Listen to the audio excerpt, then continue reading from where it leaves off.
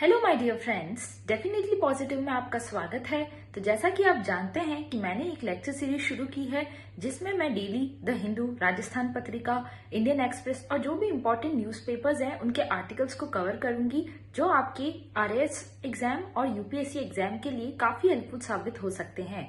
तो please channel को subscribe करें and stay tune for more such updates. तो चलिए हम चलते हैं अपनी पहली न्यूज की ओर।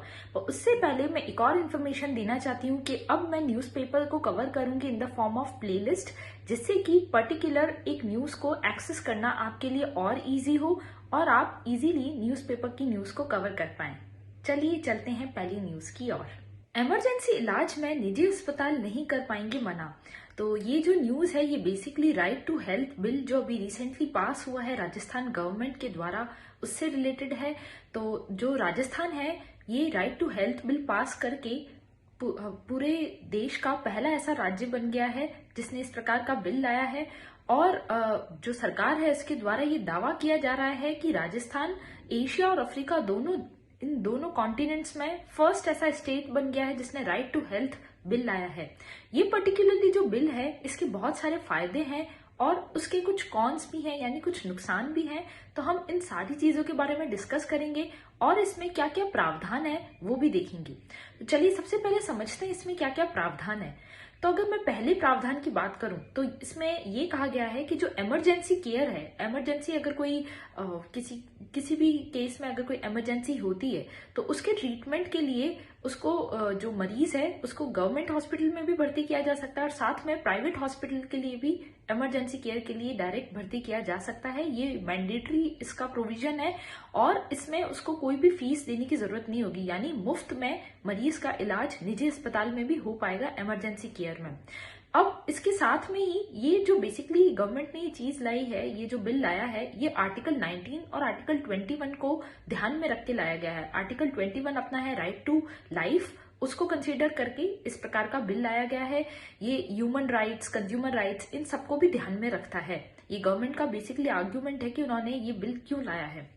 अब मैं इसमें और इसके प्रोविजंस की बात करूं तो इसमें एक प्रोविजन ये भी है कि जो इसके लिए अगर कोई कंप्लेन्स होती है, अगर मरीजों की या पेशेंट्स की कोई कंप्लेन होती है तो वो स्टेट हेल्थ अथॉरिटी और डिस्ट्रिक्ट हेल्थ अथॉरिटी में कंप्लेन फाइल कर सकते हैं। स्पेशली अगर कोई लॉजिस्टिक कंप्लेन होती है तो state health authority and treatment protocol है उसके तहत कंप्लेन फाइल कर सकते हैं।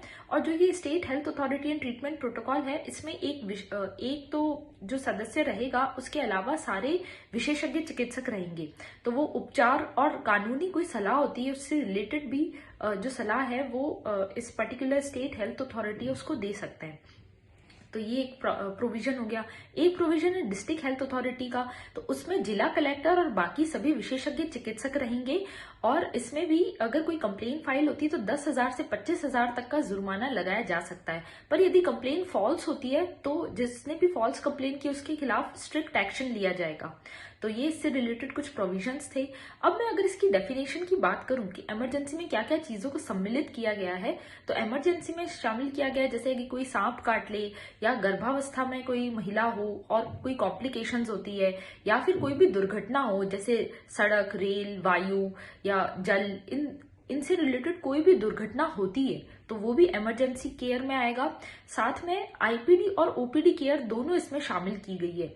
इसके अलावा अगर राजस्थान की जो स्टेट हेल्थ अथॉरिटी है वो भी अगर कोई किसी पर्टिकुलर एक्सीडेंट को इमरजेंसी में शामिल करती है तो वो भी इमरजेंसी की परिभाषा में आ जाएगा। तो इस प्रकार से ये इमरजेंसी में क्या क्या चीजें शामिल है वो भी हमने देख लिया। अब मैं इसके पॉजिटिव्स की बात करूं, प्रोज की, यानी कि इसमें क्या क्या हमें फायदे हो सकते हैं, तो वो फायदे ये होंगे कि राजस्थान पहले तो ये पहला स्टेट बन गया है। ये एक बहुत ही अच्छा एक पॉजिटिव स्टेप है कि लोगों की हेल्थ को लेके इतना कंसर्न दिखाया जा रहा है। चिरंजीवी योजना ऑलरेडी काफी सारी फैसिलिटीज प्रोवाइड करती है, अब प्राइवेट हॉस्पिटल को भी इसमें शामिल कर लिया गया है जिससे कि वो इमरजेंसी केयर में इमीडिएटली जो पेशेंट्स हैं उनकी केयर कर पाए। और जो डिले होता है एक कि अस्पताल में भर्ती करने में कई बार ये होता है कि रेफर कर दिया जाता है किसी पर्टिकुलर हॉस्पिटल से आगे, तो उससे पहले जो उपचार दिया जाता है एक प्राथमिक उपचार, तो उससे जो मरीज है उसकी जान बच सकती है और इससे जो उनकी हेल्थ है वो काफी हद तक सुरक्षित रह सकती है। तो ये इसके प्रोज हो गए, इसके पॉजिटिव्स हो गए। अब नेगेटिव भी इसमें कुछ आते हैं जिसको लेके बहुत टाइम से जो स्पेशली 2 दिन से काफी प्रोटेस्ट कर रहे हैं निजी अस्पताल के कुछ चिकित्सक और कुछ सरकारी अस्पताल के चिकित्सक भी। उनका प्रोटेस्ट करने का मेन रीजन है कि जो प्राइवेट हॉस्पिटल्स होते हैं ये बिजनेस मॉडल पे आधारित होते हैं। तो क्योंकि ये बिजनेस मॉडल पे आधारित है तो इनका जो बिजनेस है, जो इनका कमर्शियल पर्पस से अगर हम देखें तो वो इनका प्रॉफिट है वो काफी अफेक्ट होगा और उनके अकॉर्डिंग जो गवर्नमेंट है उनको इस क्षेत्र में काम करना चाहिए, क्योंकि जो हेल्थ है वो स्टेट लिस्ट में आता है। तो गवर्नमेंट को ये फैसिलिटी प्रोवाइड करने के लिए जो गवर्नमेंट हॉस्पिटल्स हैं उनका इंफ्रास्ट्रक्चर और उस पर कैपिटल एक्सपेंडिचर गवर्नमेंट को करना चाहिए। तो इसी को लेके काफी समय से प्रोटेस्ट चल रहा था, तो ये इसका एक कॉन्स हो सकता है। इसके अलावा जो एक फ्री बीस का कॉन्सेप्ट आया था बीच में, वो भी इसमें कुछ एंगल उठ रहा है कि क्योंकि अभी ये इलेक्शंस आने वाले हैं राजस्थान स्टेट के, तो उसको लेके ये सरकार के द्वारा कुछ लोक लुभावनी योजना भी हो सकती है जिससे कि और वोटर्स को अट्रैक्ट किया जाए। पर अगर हम ओवरऑल अपने ओपिनियन की बात करें तो हमें एक बैलेंस ओपिनियन लेके चलना है और अगर एग्जाम में इस प्रकार का क्वेश्चन आता है तो हमें इसके प्रोज और कॉन्स में दोनों चीजें लिखनी है। पर अल्टीमेटली अगर हम वे फॉरवर्ड कहें तो इसमें ये होना चाहिए कि यदि गवर्नमेंट को बेसिकली कैपिटल एक्सपेंडिचर है उस पर ज्यादा ध्यान देना चाहिए और जो इंफ्रास्ट्रक्चर फैसिलिटी है, जो बेसिक इंफ्रास्ट्रक्चर है हॉस्पिटल्स का, उसको सुधारने पे पहले ध्यान देना चाहिए। और यदि फ्री बीस जैसा कॉन्सेप्ट आ रहा है तो उसका भी एक्सप्लेनेशन देना चाहिए। साथ में अगर कोई जैसे हम प्राइवेट हॉस्पिटल्स की भी बात करें तो उसमें भी जो अमाउंट, जो दुर्घटना के अंदर जो अमाउंट जाएगा उसको रीइंबर्स करना चाहिए। साथ में वैसे गवर्नमेंट ने अभी ये भी कहा है कि 50+ बेड्स जिन हॉस्पिटल्स में रहेंगे, प्राइवेट हॉस्पिटल्स में, उन्हीं को ही इस इमरजेंसी केयर के लिए शामिल किया गया है। तो ये राइट टू हेल्थ से रिलेटेड जो भी अभी करंट डेवलपमेंट्स हुए थे वो मैंने आपको बता दिए।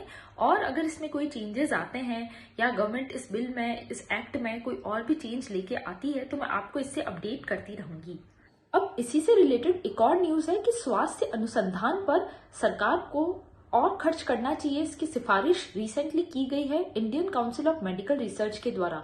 क्योंकि यदि हम हेल्थ बजट देखें तो उसका सिर्फ 3.7% ही स्वास्थ्य अनुसंधान यानी रिसर्च एंड डेवलपमेंट पे, स्पेशली जो हेल्थ सेक्टर में होता है उस पे खर्च होता है, जो कि काफी कम है। अगर हम डेवलप्ड कंट्रीज को देखें तो उसका बहुत सारा पार्ट, जो उनकी जो हेल्थ बजट होता है उसका काफी सारा हिस्सा रिसर्च एंड डेवलपमेंट पे होता है, जबकि इंडिया में ये सिर्फ 3.7% है, जो कि काफी कंसर्निंग इशू है। इसीलिए Indian council of medical research ने कहा है कि 1300 करोड़ सरकार को इमीडिएटली खर्च करने चाहिए रिसर्च एंड डेवलपमेंट पे। और इसी डायरेक्शन में हम ये भी कह सकते हैं, जो हमारा राइट टू हेल्थ बिल जो राजस्थान सरकार ने पास किया है उसके वे फॉरवर्ड में भी हम ये पॉइंट भी ऐड कर सकते हैं कि सरकार को फ्री बीस की जगह कैपिटल एक्सपेंडिचर, इंफ्रास्ट्रक्चर और रिसर्च एंड डेवलपमेंट पे अपने इन्वेस्टमेंट को और बढ़ाना चाहिए। तो जब आप इस प्रकार के न्यूज़ेस को कंबाइन करके अपना एक आंसर लिखते हैं तो वो काफी होलिस्टिक और इंक्लूसिव आंसर लगता है और ऐसे केस में आपके एग्जाम में मार्क्स आने की प्रोबेबिलिटी बहुत बढ़ जाती है। तो आप ऐसे आंसर्स लिखें और मुझे फॉलो करते रहें।